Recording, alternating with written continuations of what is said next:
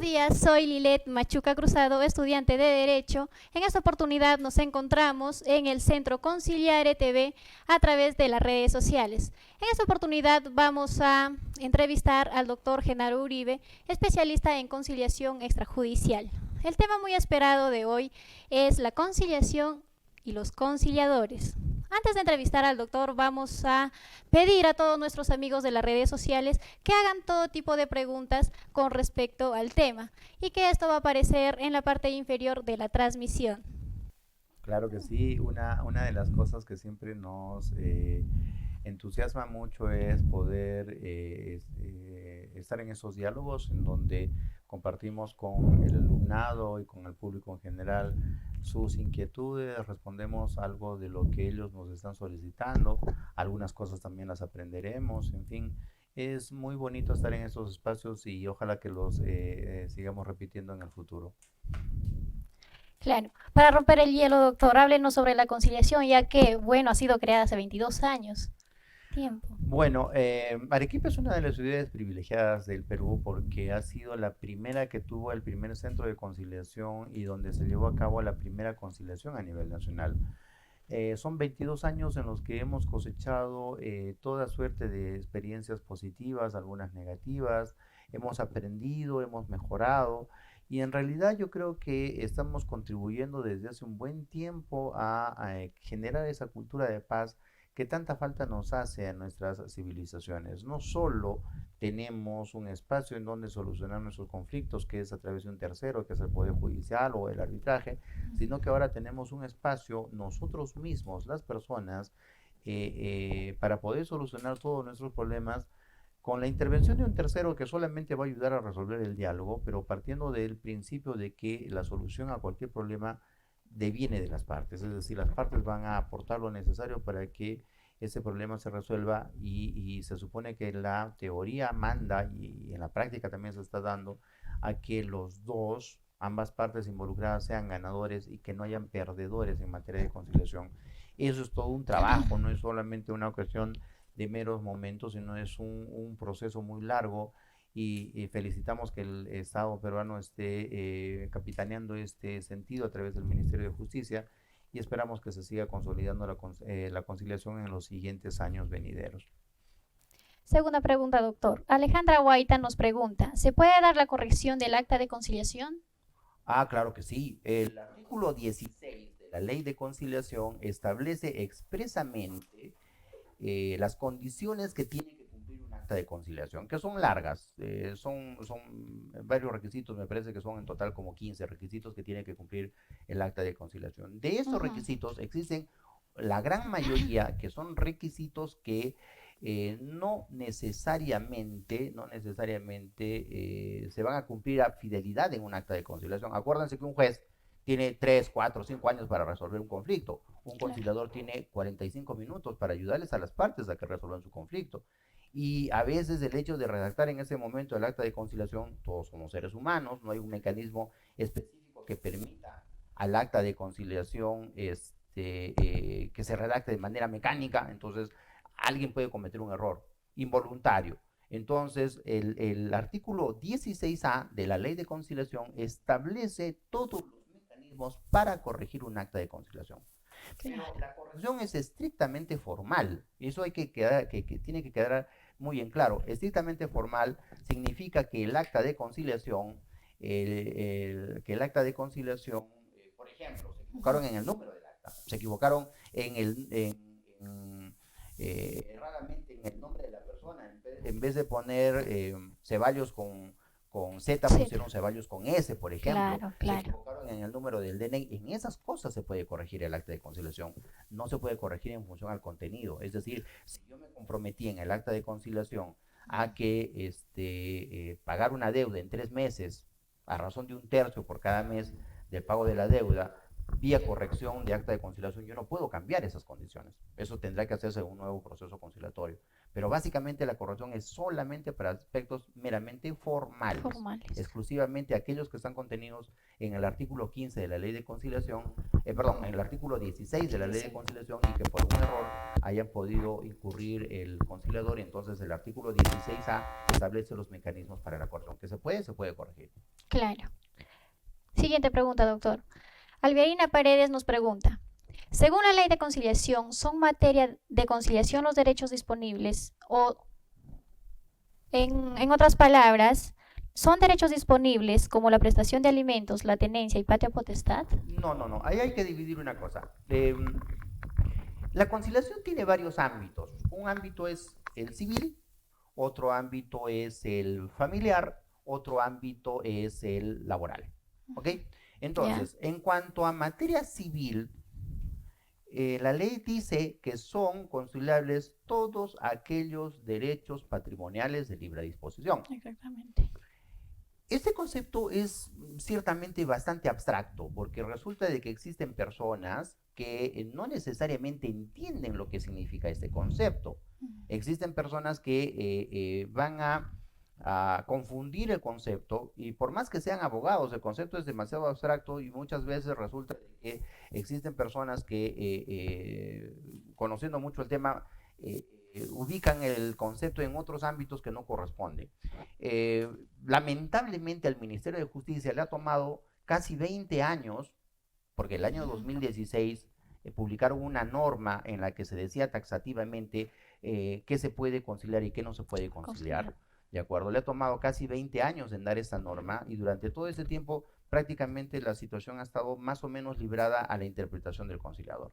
En principio, los derechos patrimoniales de libre disposición se aplican al ámbito civil, ¿ya? Y en este sentido hay una norma complementaria que es la resolución directoral 069-2016, en la que establece expresamente qué materias se puede conciliar y qué materias no se puede conciliar en el ámbito civil.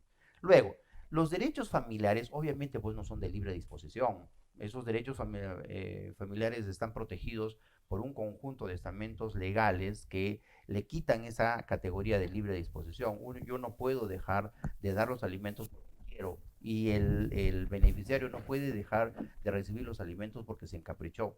Para eso existen las normas legales que establecen que en materia familiar estas tienen ciertas prioridades frente a un conjunto de cosas, que eso es largo de discutir.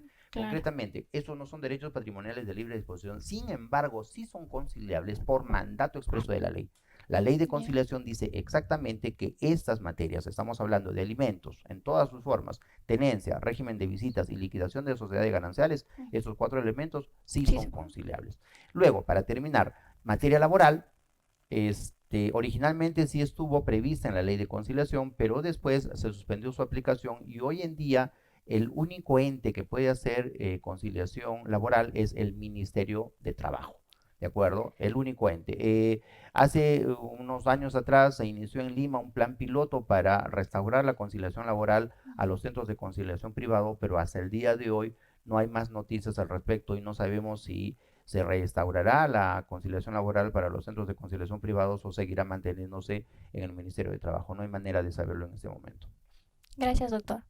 Siguiente pregunta. Joseph Suárez nos pregunta, ¿cuáles son las ventajas de un proceso de conciliación? Ay, pues las ventajas son gigantescas. Claro. Ahí hay una cuestión que nosotros decimos siempre desde el inicio. La conciliación tiene muchas ventajas. La primera de ellas es el ahorro del tiempo.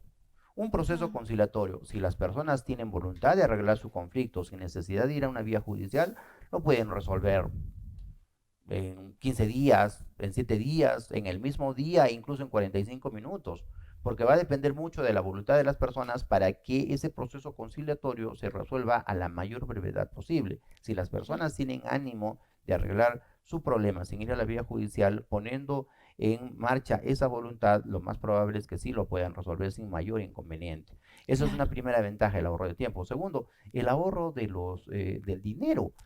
Un proceso judicial implica pagar un abogado, pagar tasas judiciales, pagar cédulas de notificación, pagar copias, pagar transportes, un conjunto de cosas adicionales. Claro. Mientras que en materia de conciliación se fija una tarifa que la fija el centro de conciliación que regularmente es bastante barata, 150, 140, 100, el costo de la conciliación, y con ese solo precio se resuelve todo el proceso y no se llega a más costos, de tal manera que el costo es excesivamente barato. O sea, llama la atención de cómo la gente prefiere irse a un proceso judicial que le va a demandar 20, 30, 40 mil soles a lo largo de todo el tiempo que va a implicar este proceso judicial, y no tome en cuenta la conciliación que con unas cuantas monedas solucionan su caso, si es que tiene la voluntad de arreglarlo. Por otro camino, otra ventaja es de que el documento que se produce, que es esta acta de conciliación con acuerdo, tiene el valor de una sentencia judicial, de tal manera que si no se cumple con el acuerdo contenido en el acta, ya no se va a la vía judicial a decir, oiga, ella me está debiendo plata y el dinero está aquí, vino de esta manera, yo lo pruebo, estos son los testigos, el dinero... No se dice nada de eso. Lo que se le dice al juez, el señor juez, ella se comprometió a pagarme a través de esta acta de conciliación esta deuda tal día y no ha cumplido. Entonces yo le pido, señor juez, que le obligue a que me pague, según el acuerdo. Entonces el juez ya no va a traer pruebas, no va a traer testigos, no va a haber audiencia, nada, le va a decir, tú te comprometiste a pagar tal fecha y te doy 5 días más para que pagues, bajo el percibimiento de hacerte efectivo todos los medios cautelares que establece la ley. Entonces el proceso es chiquitísimo, tiene efectos, es muy barato y hace que el trabajo realmente sea positivo para las partes que están involucradas en este conflicto. Claro. ¿Y a través de qué, doctor, a través de qué proceso se haría dentro de la vía judicial? En el caso de que el acuerdo, en el caso de que el acuerdo no se haya cumplido y que la parte quiera que el acuerdo se cumpla, se hace a través de un proceso ejecutivo de ejecución de actas de conciliación, que está previsto en el artículo 669, me parece, no, 669, 668 del Código Procesal Civil. Ya, pero es un proceso privilegiado. El proceso ejecutivo es un proceso privilegiado, es un proceso chiquitito, ¿de acuerdo? Que no demora mucho. ¿Ya? Y en la práctica yo he visto que los procesos de ejecución de actas de conciliación incluso son un tanto más rápidos que los otros procesos ejecutivos. Claro, claro. Elisaida Ochoa nos dice, ¿qué tipos de actas hay dentro de un centro de conciliación? Bueno, es que la pregunta no es clara. ¿Qué tipos de actas hay en un centro de conciliación? Si hablamos de actas de conciliación, pues hay muchas actas de conciliación. Hay actas de conciliación con acuerdo total, actas de conciliación con acuerdo parcial, actas de conciliación sin acuerdo, actas de conciliación sin acuerdo por inasistencia de ambas partes, actas de conciliación sin acuerdo por inasistencia de una parte, actas de conciliación por decisión debidamente motivada del conciliador. No sé si me falta alguna, pero el asunto es de que son más o menos 6 o 7 tipos de actas en materia de conciliación. Pero como actas de trabajo, además del acta de conciliación, tenemos el acta de notificación. Es decir, cuando se va a notificar, el notificador tiene que llenar un acta en la que se está dejando constancia de que se le ha dado a la parte, se le ha entregado a la parte la notificación, invitándolo a conciliar. Esa también es un acta. Entonces, supongo que se referirá a eso, ¿no? A una de las dos. Claro. En las redes sociales nos pregunta Alejandra Valeria, ¿es posible conciliar cuando existe un proceso judicial abierto? Sí. Cuando hay un proceso judicial que está abierto, sí es posible conciliar. La conciliación es posible hasta antes de que se emita la sentencia. ¿De acuerdo? En este caso, cualquiera sea los dos caminos. Pueden ustedes solicitar la suspensión del proceso judicial en audiencia, pidiéndole al juez autorización para ir a un centro de conciliación a conciliar. Antiguamente esta parte de la conciliación se hacía en el proceso judicial, es decir, el juez decía, las partes quieren conciliar, y obviamente pues eso en la práctica no era una conciliación. Entonces eso ha sido modificado de tal manera que ahora las partes dentro de la audiencia le dirán al juez, señor juez, queremos que suspenda la audiencia porque queremos irnos a un centro de conciliación a conciliar. Entonces el juez les da la autorización, suspende la audiencia y les dice, váyanse a un centro de conciliación, concilien y tráiganme el acta con acuerdo. De tal manera de que si no me traen el acta con acuerdo, a la persona que solicitó la suspensión de la audiencia para ir a un centro de conciliación y no me trae el acta con acuerdo, a esa persona se le va a multar, porque esa sería una maniobra dilatoria. O por su parte, las partes pueden ir de su mutua voluntad, sin ninguna autorización judicial, ante un centro de conciliación, acuerdan el problema en un centro de conciliación y le llevan al juez el acta de conciliación para que la homologue y termine el proceso judicial. Es decir, sí se puede conciliar. Si el proceso judicial se ha iniciado, en el interín sí se puede conciliar Ya, y no tiene mayor inconveniente y ayudaría a terminar el proceso en el caso de que se haya llegado a un acuerdo. Si se ha emitido sentencia judicial, ya no se puede. claro. Entonces, antes del proceso, Antes de la sentencia, antes de la antes de la sentencia judicial, sentencia, sí se puede. sí se puede conciliar, exacto. Gracias, doctor. Brigitte Flor nos pregunta, ¿cuáles son los efectos jurídicos de la conciliación? Bueno, lo que decíamos hace un rato, ¿no? La conciliación extrajudicial con acuerdo, implica los mismos efectos de una sentencia judicial. De tal manera que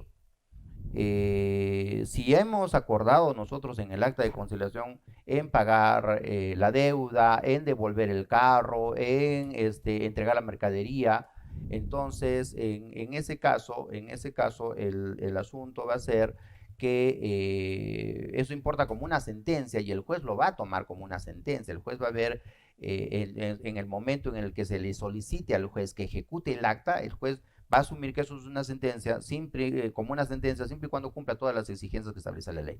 En primer lugar, esos son sus efectos jurídicos. Entonces, ¿qué significa? No vamos a ir a juicio ya sobre el fondo de lo que se ha discutido, sino vamos a ir a juicio para el cumplimiento de lo que ya se discutió. Entonces, ese es el valor legal, tiene total fuerza, es como, importa tanto como una sentencia. Hay que distinguir, no es una sentencia, porque la sentencia la dan los jueces, es un acta de conciliación con acuerdo que tiene el mismo valor y los mismos efectos de una sentencia judicial.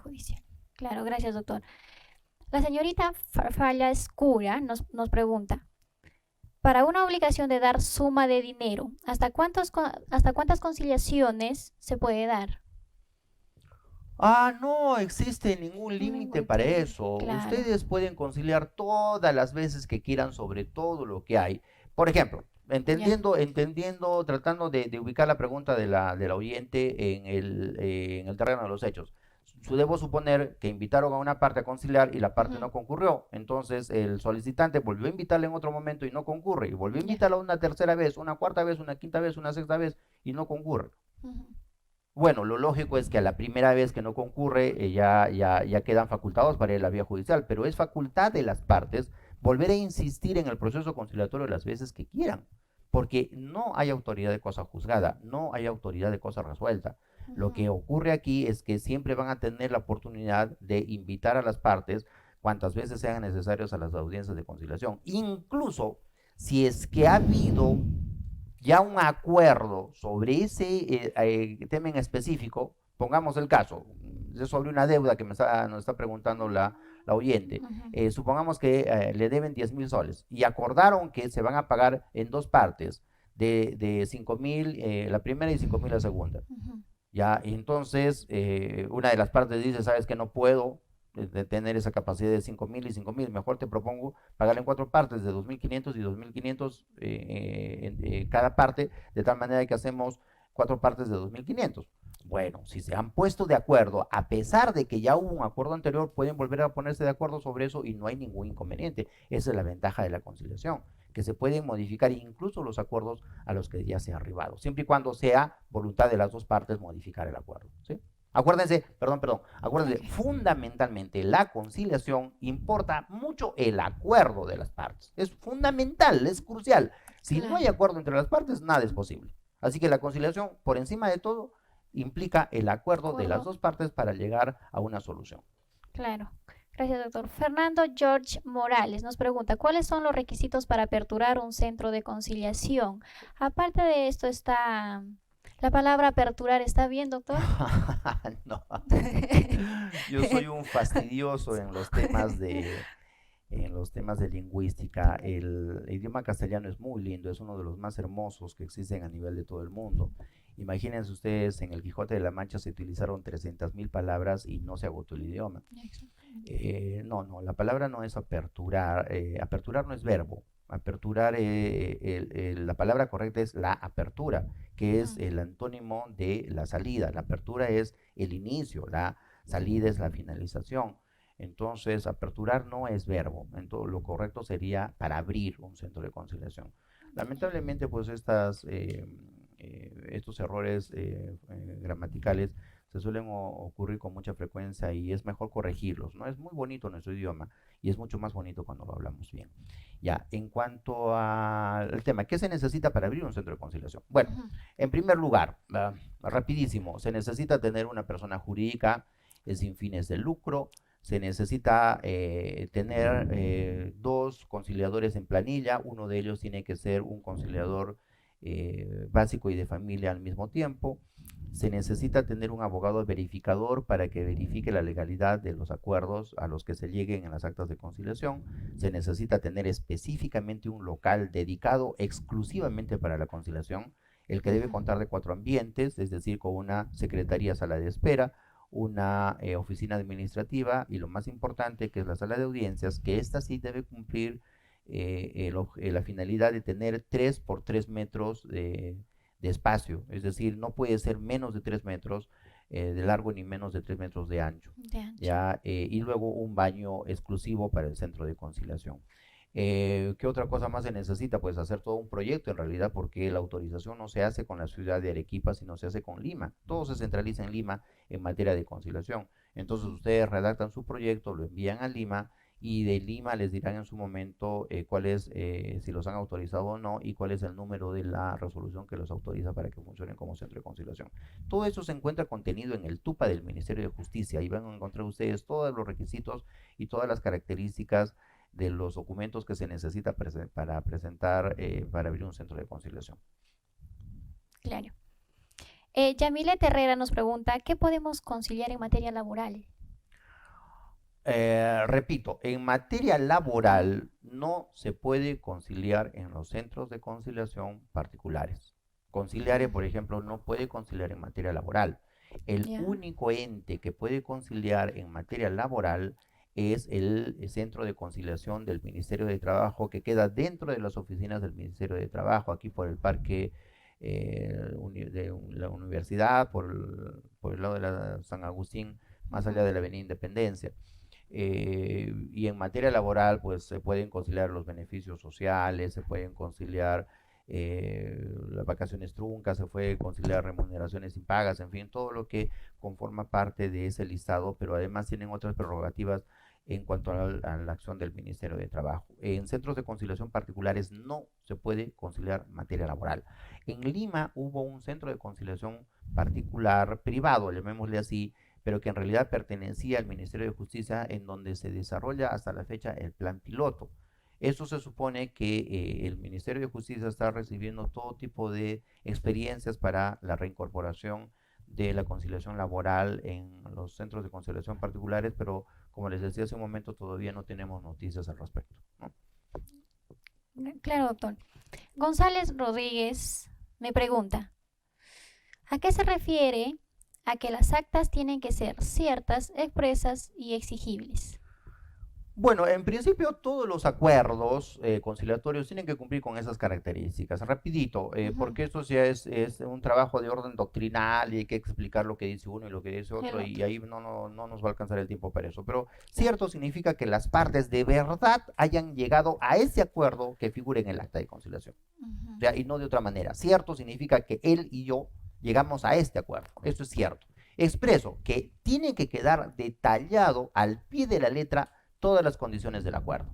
Un tremendo error que cometen la mayoría de los conciliadores y los centros de conciliación es suponer que la fecha que se coloca al inicio del acta, en Arequipa, siendo 12 de abril del año 2018, se hicieron presentes fulanito y venganito. ¿Creen que esa fecha es la fecha que va a regir los destinos del acta? No. La fecha que va a regir los destinos del acta es la que las partes acuerden. Por ejemplo, Pedro Picapiedra hace un acta de conciliación con Vilma Picapiedra para pasarle alimentos, tenencia, para acordar sobre alimentos, régimen de visitas y tenencia al respecto de su hija. Ujú. Entonces, acuerdan en cuestión de alimentos que Pedro Picapiedra va a pasar 500 soles mensuales y que serán exigibles desde el 1 de enero del año 2019. Ya. Pero el acta se suscribió el 18 de julio del 2018. ¿Me entienden ustedes? Entonces, el Antes. acuerdo dice desde cuándo es exigible ese acuerdo propiamente dicho. no lo que dice el acta arriba al inicio, sino el acuerdo en alguna parte dice, este compromiso será exigible a partir de tal fecha. ¿Ya? Ya. No se presume, no se infiere, no se deduce. Ah, no le puse que el acuerdo era exigible desde el 1 de enero del año 2018 porque se supone que la fecha que estaba aquí arriba con la que iniciamos el acta rige todo. No, los acuerdos tienen que ser expresos, tienen que quedar detallados específicamente en el acuerdo propiamente dicho. Todos los detalles del acuerdo tienen que ir ahí. Otro tremendo error que dice en el que incurren muchos centros de conciliación es decir, las actas, fijamos la tenencia la va a detentar la mamá en el domicilio en el que ésta reside. Punto. ¿Y desde cuándo esa tenencia es efectiva?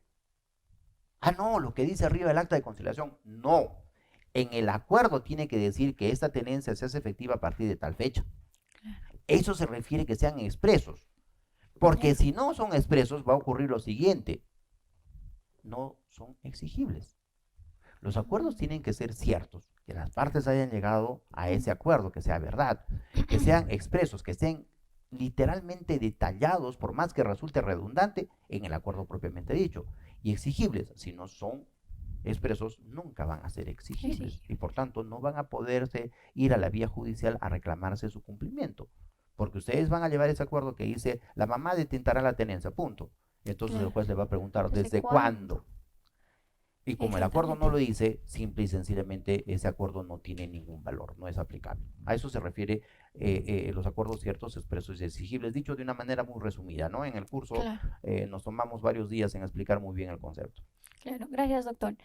Pablo Rivera nos pregunta, ¿en materia civil podríamos mencionar un caso de otorgamiento de escritura pública y la solución del caso?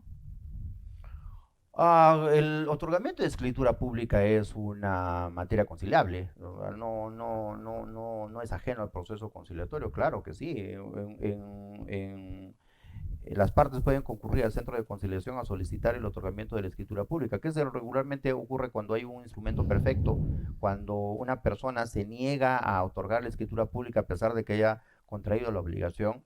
Entonces eso se tiene que ir a la vía, se puede ir a la vía judicial, pero lo que exige el Poder Judicial es que previamente se haya agotado el intento conciliatorio, lo que significa que primero vayan al centro de conciliación. Si arreglan en el centro de conciliación sobre el otorgamiento de escritura pública, no se va, pero sí es una materia conciliable y sí se puede llevar adelante. Gracias, doctor. Siguiente. George Morales nos pregunta, ¿para realizar una conciliación es necesario la intervención de un abogado? No. El abogado, perdonen mis queridos colegas, pero el abogado es un invitado de palo en una audiencia de conciliación. El abogado no tiene, lo establece la ley de conciliación, participación en la audiencia de conciliación. Lo dice claramente la ley. Muchos centros de conciliación cometen este error de pensar que el abogado tiene participación en la audiencia de conciliación cual la tuviera en un proceso judicial, lo que no es así. La parte, el solicitante, el invitado, tienen todo el derecho de concurrir a la audiencia de conciliación con su abogado, pero el abogado no interviene en la audiencia de conciliación. El abogado lo que hace es asesorar de manera privada y reservada a su cliente, pero el abogado no va a entrar, no va a intervenir, no va a hablar, no va a dirigir la audiencia de conciliación, no va a hacer preguntas, no va a objetar nada de nada, porque no es un proceso judicial, es un proceso conciliatorio. Por tanto, no hay necesidad de que las partes vayan con un abogado, lo que no quiere decir que estén impedidos, o sea, los abogados pueden ir, pero lo que hace un centro de conciliación responsable es decirle al abogado, recordarle al abogado cuál es su participación. Se le dirá al abogado, como ustedes saben, doctores, los abogados no forman, no intervienen en la audiencia de conciliación, salvo que expresamente se lo solicite el conciliador por diferentes razones, y solo por el tiempo que les permita intervenir. Pero esa es una facultad del conciliador, pero el abogado concretamente no toma parte en la audiencia de conciliación. Por tanto, no es necesaria la participación de un abogado en la audiencia de conciliación. ¿Y qué pasa si el doctor quiere intervenir siempre en el acta que siquiera en la audiencia pues, de conciliación, Y ¿no? eso ¿Qué es una cosa podrías muy decir? común. Los conciliadores tenemos que rescatar el hecho de que nosotros tenemos la autoridad, llamémosla así, quienes manejamos la audiencia de conciliación y por tanto nosotros decidimos en su momento quién habla, quién no habla, quién interviene, quién no interviene. Eso es ordenar el diálogo. ¿Ya? Pero Claro, muchas veces ocurre que los abogados que están ahí presentes intentan hablar, intentan entorpecer la ujú, audiencia de conciliación, ha pasado varias veces, que el abogado quiere tomar el control y se le dice al abogado, doctor, acuérdese que usted no interviene en la audiencia de conciliación y se enfurecen, sí, comienzan a hacer claro, todo una especie de un laberinto en ese momento en la audiencia de conciliación. En algún momento el conciliador empoderándose en lo que le corresponde, le tendrá que decir, doctor, que sea la última vez, porque la próxima le voy a pedir que sí, se retire de la sala, porque claro, él no puede intervenir, él no puede cuestionar la audiencia, él no puede en realidad objetar nada, simplemente para lo único que está en la audiencia de conciliación es para asesorar de manera privada y reservada a su a su cliente. Y cliente, extraordinariamente si el conciliador le solicita su intervención, intervendrá en ese momento, pero no es una cosa que vaya a suceder siempre, ¿sí? claro. Gracias, doctor. Madeleine Saray nos pregunta, ¿la conciliación es un mecanismo reconocido por ley? Claro que sí, la conciliación es establecida en la ley 26872 y no solamente como un mecanismo alternativo de solución de conflictos, sino también a nivel de conseguir la institucionalización a nivel de todo el Perú y ciertamente la conciliación tiene todos los efectos legales, ¿no? No, la conciliación no es una cosa improvisada, no es una cosa advenediza, no es algo que ocurre de la noche a la mañana por antojo de las personas, no es un ente totalmente institucionalizado y se encuentra regulado por todas las normas que emanan al respecto del Ministerio de Justicia. ¿Mm? Claro. Marcos José Apaza nos pregunta, ¿se puede conciliar la reducción o aumento de la pensión de alimentos si esta fue establecida en sede judicial? Ah, esa es una pregunta capciosa. Chosa, exactamente. Sí, yo también decía eso. Bueno, no, vayamos.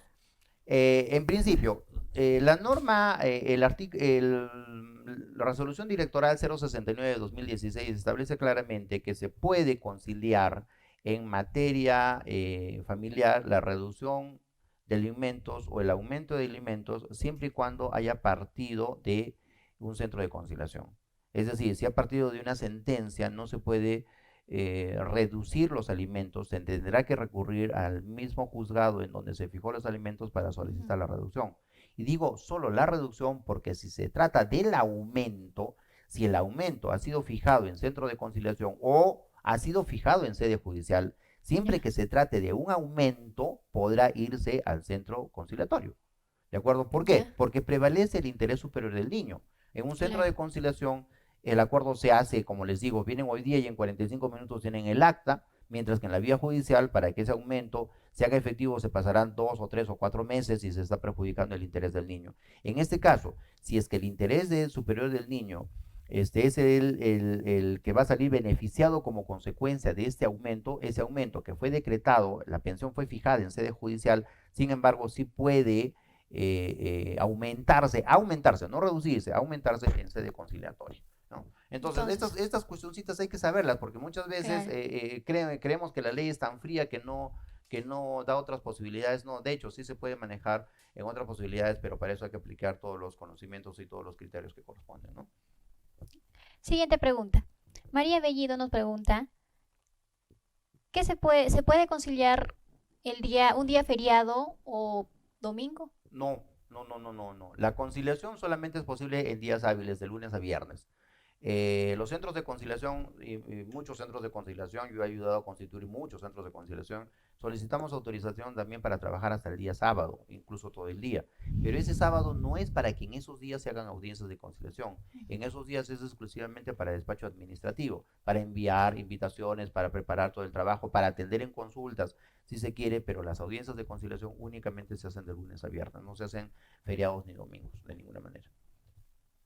En las redes sociales nos preguntan, Alexandra Morovejo, ¿en qué caso de certificación de actas, en el caso de certificación de actas, cuál es el proceso dentro de la De conciliación? certificación de actas. Ujú.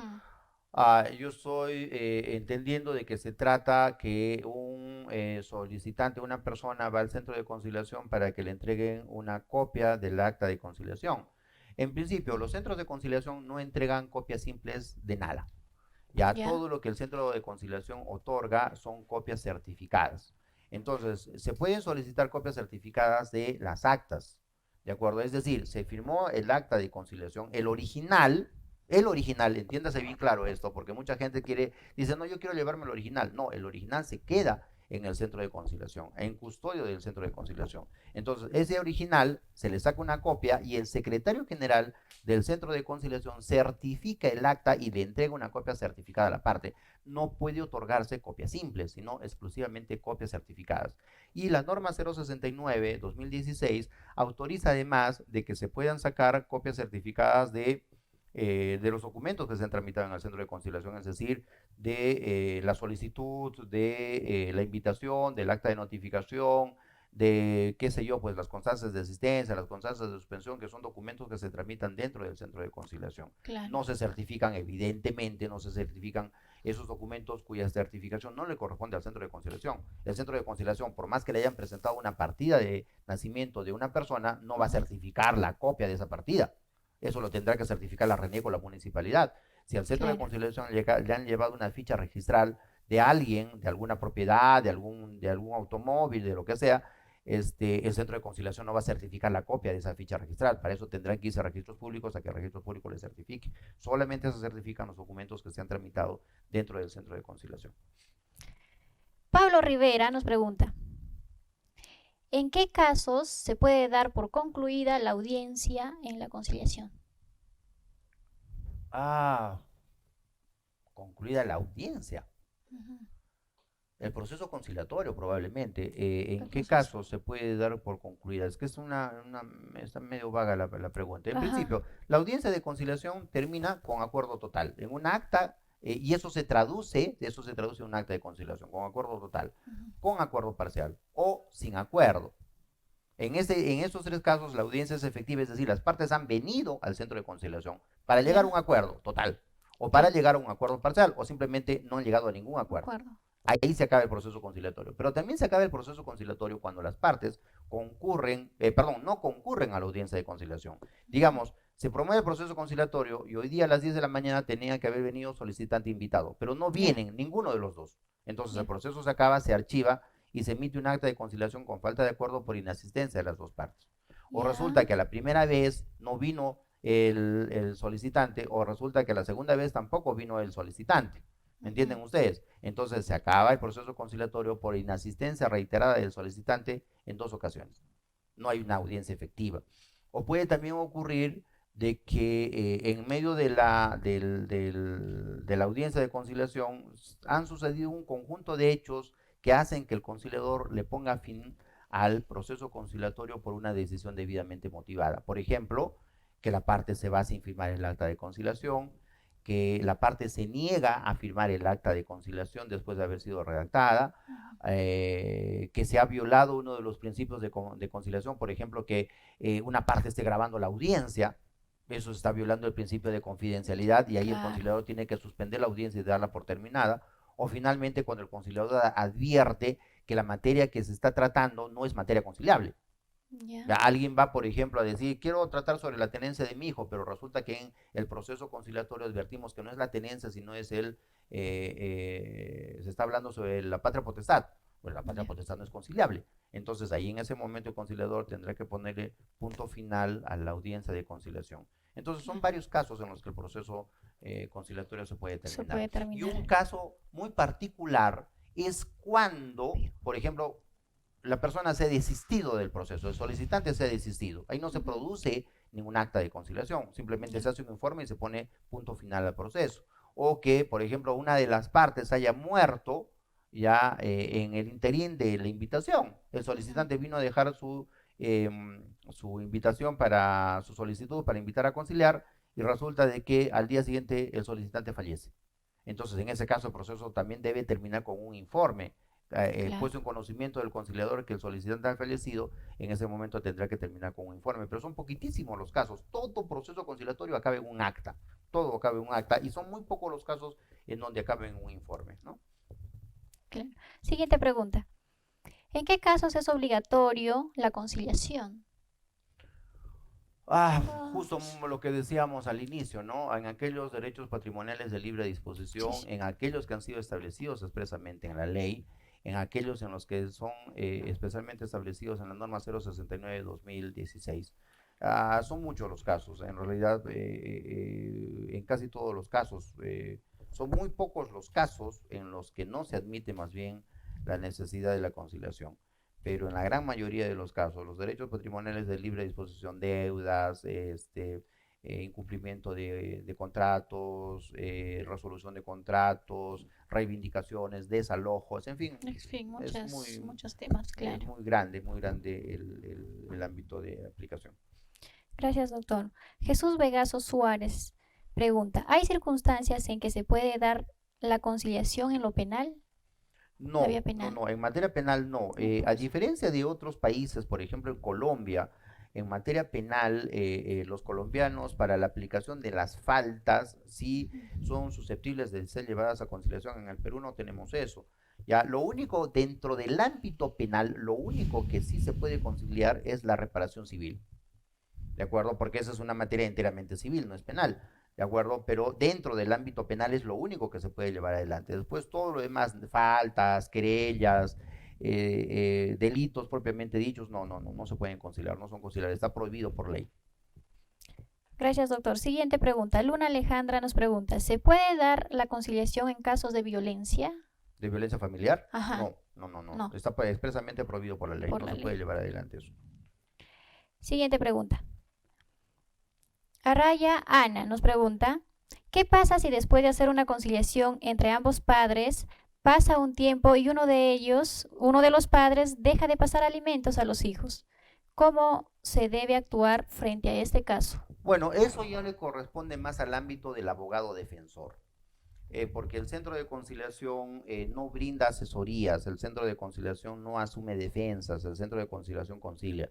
Pero respondiendo a la pregunta, ¿qué es lo que tendría que hacer esa persona? Simplemente ir donde su abogado para que a través de su abogado se demande a el padre que esté incumpliendo con pasar las pensiones alimenticias en vía de ejecución de acta de conciliación. Tendrá que ir donde el juez a decirle, señor, el papá se comprometió a pagar esta cantidad y no está cumpliendo.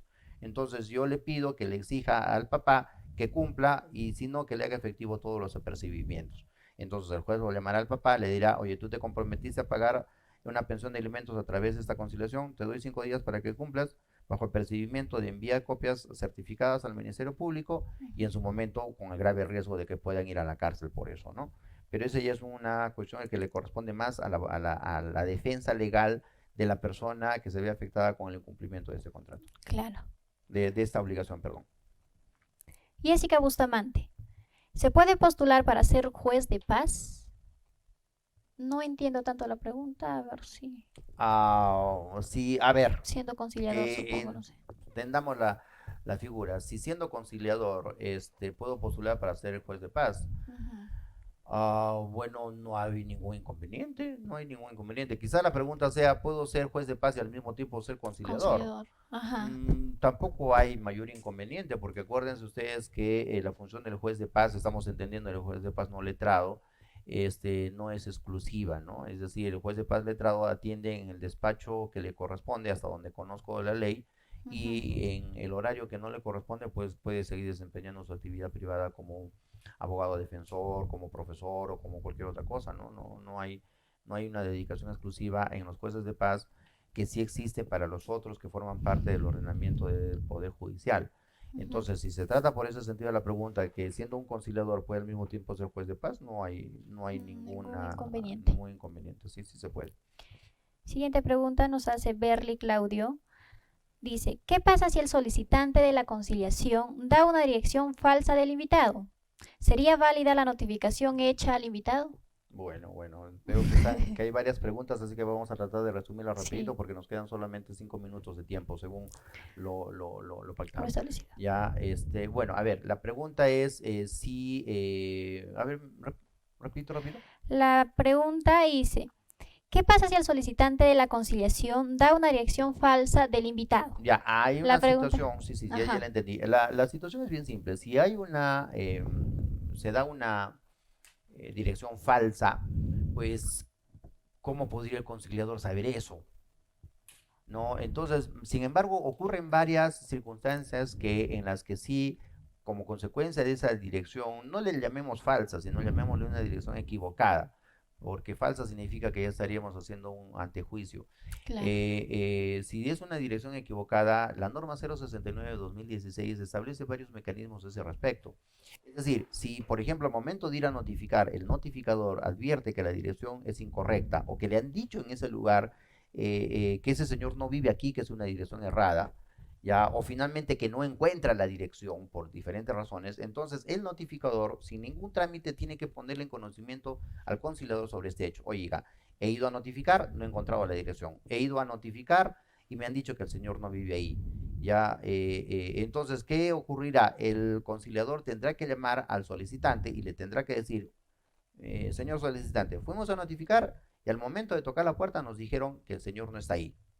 O fuimos a notificar y no encontramos la dirección. ¿Ya? Entonces, el solicitante tendrá que o ratificarse, decir, no, sí señor, insisto, yo insisto que notifiquen ahí. Ese señor vive ahí si no se está haciendo negar, por ejemplo. O Claro. dos, verdad, pues me equivoqué, ese no era el domicilio es este otro. Entonces les da un nuevo domicilio, en cuyo caso rectifica Ujú, la dirección. O en el otro caso les dirá, pucha, no sé, pues la verdad yo pensé que vivía y si no vive ahí, entonces yo no sé su domicilio. En claro. cualquiera de los tres casos, el conciliador tiene que hacer un informe. En el primero, se rectificará bajo responsabilidad de lo que ha dicho el otro señor y entonces volverá a insistir en notificar en el mismo domicilio. En el Ujú. segundo, se rectificará bajo el dicho de lo que ha manifestado el solicitante y en cuyo caso se enviará la nueva dirección con la corrección de todos los documentos. Y en el tercer caso, en el caso de desconocer cuál es el domicilio, simplemente no se puede proseguir con el proceso conciliatorio porque no se puede invitar a persona incierta. Perdón, no se puede invitar a persona en domicilio incierto. Entonces, en ese caso se tendrá que suspender el proceso conciliatorio. Gracias, doctor. Josimar Mesa nos trae un caso, vamos a ver si lo entendemos. M y P tienen un hijo y no viven juntos. Sin embargo, P y M acordaron de palabra que M ejercería la tenencia de su hijo y que P le pasaría una pensión alimenticia. Pero no acordaron el régimen de visitas, por lo que P solicita una conciliación sobre este tema. Bueno, un consejo que les doy a todos mis colegas conciliadores, no impongan, pero sí sugieran que si el acuerdo es meramente verbal y están, Ujú. por ejemplo, como en este caso, yendo a ver solamente el régimen de visitas, sugiéranles, no impongan, sugiéranles que formalicen los otros acuerdos, es decir, tanto el acuerdo de alimentos como el de la tenencia se pase a un documento y bajo este concepto, se haga el acta de conciliación con todos esos acuerdos. La persona, concretamente respondiendo a esta pregunta, si nos dice que solamente quieren conciliar por régimen de visitas, sí, sí, sí, sí se puede Sí conciliar se solo en puede. régimen de visitas. Partes han decidido solo conciliar ese respecto y se sienten contentas y satisfechas con sus acuerdos informales. Hasta ese momento, pues no hay ningún inconveniente, ¿no? Acuérdense que eso es voluntad de las partes y sí se puede hacer. Claro. 15 minutos más. Sí, sí. Bueno, nos han dado 15 minutos Dos más. más, Entonces ya. podemos seguir avanzando Sí, rapidito aprovechando. con las preguntas, Ya, ¿ya? bueno, aprovechando, doctor, que yo también he llevado la conciliación y una vez llegué tarde a la clase, justamente aprovechando este momento voy a preguntar qué es el lucro cesante dentro de la conciliación, que me perdí justamente en la clase. Ah, la indemnización por responsabilidad civil extracontractual demanda que básicamente al momento de solicitar una conciliación a ese respecto se diferencien el daño emergente, el lucro cesante y el daño moral. La norma 069 recomienda que se haga esta diferenciación entre el daño emergente, el lucro cesante y el daño moral, porque cada uno tiene su propia vertiente para probarse. Claro. El daño emergente, dos carros se han chocado, Ujú. ¿Qué es el daño emergente? Son los daños que en ese momento se han ocasionado al carro. Es decir, se ha roto el parachoque, se ha roto la luz, se ha roto el radiador. Ya, ese es el daño emergente. El lucro cesante es lo que yo he dejado de percibir como utilidad, como consecuencia de ese daño emergente. Los Ya. dos carros se chocaron, pero este carro es un taxista. Ujú. Entonces, ese taxista vive del taxi. Entonces, como consecuencia del choque, ese carro va a estar detenido durante 3 o 4 días, hasta antes de que lo reparen.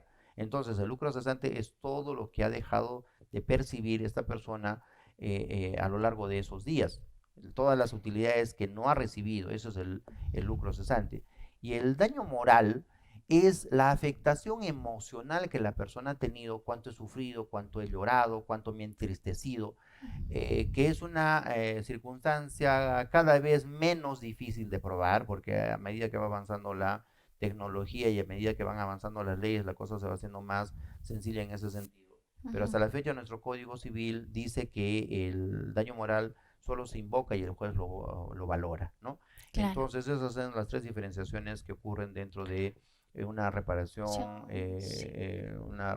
reparación civil, una Civil, responsabilidad claro. civil, ¿de acuerdo? Y la norma establece concretamente que es mejor diferenciar a las tres, el daño emergente, el lucro cesante y el daño moral, porque cada uno se prueba por una vía más o menos diferente y es materia totalmente conciliar, ¿no? Gracias, doctor. Edward Masco nos pregunta, ¿un juez puede anular un acta de conciliación? Claro que sí, los jueces tienen esas facultades de anular las actas de conciliación, es parte de lo que de los riesgos a los que está sometido un acta de conciliación cuando no está bien hecha o cuando se ha hecho vulnerando todas las leyes, ¿no? Sí, sí se puede. Siguiente pregunta, doctor. Vilusca Arlet Coaguila, ¿cuáles son los principios fundamentales de la conciliación? Uy, eso es motivo también de una clase, ¿no? En realidad Exactamente. son muchos principios. El fundamental de ellos es el principio de confidencialidad. El principio de confidencialidad es uno de los pilares en los que se sostiene la conciliación extrajudicial y es en el que las partes se involucran junto con el conciliador, asumiendo el compromiso de que todo lo que se ha tratado dentro del proceso conciliatorio no lo pueden saber más que las partes del conciliador. Y aquí no hay que yo soy abogado de la otra persona y vengo a pedir las copias certificadas o quiero ver el expediente, porque esa persona, ese abogado, por ejemplo, o quien sea que quiera ver el expediente, tiene que contar con la autorización expresa de la parte. ¿Ya? Y esas autorizaciones, que es un poder en realidad, están establecidas claramente en la ley de conciliación y no es una cosa muy sencilla. ¿No? Esa es la cuestión concreta, que el principio de confidencialidad implica que nadie más que las partes del conciliador saben qué cosas se trató en la audiencia de conciliación. El otro Claro. principio es el de buena fe, que es el que nos lleva a pensar que todas las personas están actuando correctamente y que también el conciliador está actuando de manera correcta, ¿no? Nos asiste el principio de buena fe y en realidad son muchos principios. Sería bastante largo de hablar en la clase, nos tomamos 2 o 3 días explicando cada uno de los principios porque es muy interesante ese aspecto. Gracias, doctor. Ya vamos a dar por terminado. Vamos por la penúltima pregunta. Y Jan García Vegaso nos pregunta, ¿es posible conciliar cuando existe un proceso judicial abierto? Que No, ya eso es nos lo que ya lo hicieron... respondimos hace un Ajá, momento, sí se puede, sí. sí se puede. Entonces, ya vamos con la última pregunta que nos hace Pablo Rivera. ¿Bajo qué régimen tributario se encuentra un centro de conciliación? Wow, ¿bajo qué régimen tributario? Bueno, los centros de conciliación por ser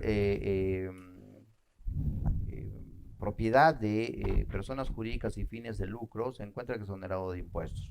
Es decir, no se paga el impuesto general a las ventas, se paga el impuesto a la renta a fin de año, pero tendría que el centro de conciliación tener un éxito tal que supere los límites mínimos establecidos por tributaciones. No conozco ningún centro de conciliación que pague impuesto de la renta anual. En Ujú. realidad, una cosa que es poco entendible es que yo no sé por qué hay tantos centros de conciliación que no dan una boleta de venta, no dan una factura, si en principio no están obligados a tributar, porque están exonerados los centros de conciliación de tributar por el hecho de ser personas jurídicas sin fines de lucro. Entonces, yo no Claro. entiendo por qué un centro de conciliación les da un recibo por honorarios profesionales que no tiene nada que ver. o les da un recibito cualquiera, o sobre todo el pretexto de muchos centros de conciliación de decir, no estamos obligados a tributar, así que nosotros no damos boleta, no damos factura. No, no, no, sí dan boleta, sí tienen que dar boleta, sí tienen que dar factura. El asunto es que no van a pagar impuestos por eso, pero deben dar el documento cambial. Yo soy una empresa y pido Ujú. una conciliación y quiero acreditar la conciliación a través de una factura. Y el centro de conciliación me dice, no, no damos facturas porque no estamos obligados a dar facturas. No, sí Claro, están dados obligados, sí están obligados a dar facturas. Lo que no están obligados es a tributar porque están exonerados. ¿De acuerdo? Y ese es el tema. Los centros de conciliación, por su naturaleza, por provenir de personas jurídicas sin fines de lucro, no están obligadas a tributar, pero tienen que entregar claro. los documentos tributarios. Ahora, les digo esto porque a mí me llama la atención de que hasta el año pasado imprimir facturas o boletas era lo más barato del mundo. Iban ustedes aquí a la calle Pizarro en Arequipa y un ciento de facturas les vale 30 soles, un millar de boletas les vale 45 soles, así que yo no entiendo por qué, yo no entiendo por qué no se dé el documento tributario.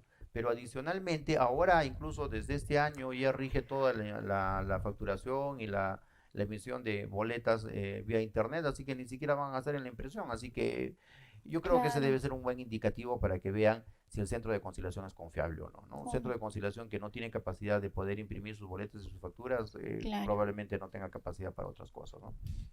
Bueno, agradecemos al doctor por habernos prestado su tiempo, prestarnos su conocimiento también. Espero de que haya sido de su agrado.